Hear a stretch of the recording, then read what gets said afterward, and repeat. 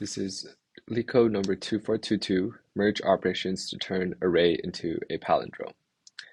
So we're given an array which has a bunch of integers, and we want to determine how many, the minimum number of operations needed to turn the array into palindrome. So a palindrome would be 151, for example, and we started out with 1, 2, 3, 1.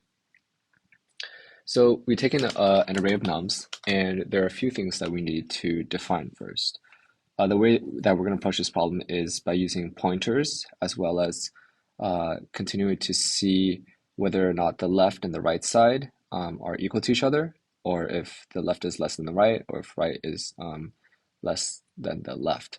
So we first need to define the left pointer, which is going to be 0, the right pointer, which is going to be nums.length minus 1, because that's the last index in the array, and we want the left sum, and that's going to be nums of left, and our sum, which is going to be nums of right. And then we also want to have an actions variable, which is set to 0, because at the very end, we're going to return this actions counter. So while left is less than right, basically while the left pointer is less than the right pointer, the first check I want to see is, does the LSUM equal RSUM? Meaning, does the first index, the first pointer value equal to the last pointer value? If that is true, then that means we want to increment the pointer for the left side and decrement the pointer for the right side to basically bring the pointers one step closer together. What we do is LSUM equal to nums of bracket plus plus left, and then we want to do R sum of nums bracket minus minus right. Now, what we're doing here is we're calling the plus plus operator before left because we want the value of left, we want that to be incremented, and that final result to be used in this operation. So if left was 0, then nums of plus plus left actually does nums of 1.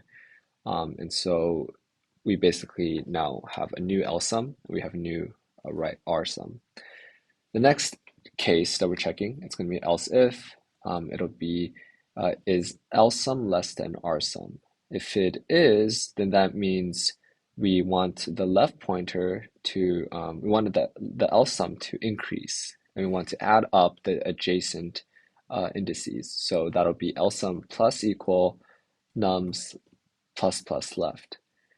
And what that's doing is, we know our LSUM is for the current pointer, and we want to find the value of the one on the right of it. So that'll be plus plus left, and we want to know what that value is. So we would do nums bracket plus plus left. And you want to increment LSUM by that. The RSUM doesn't change because it's greater. And so after that, we just increment actions. So we do actions plus plus.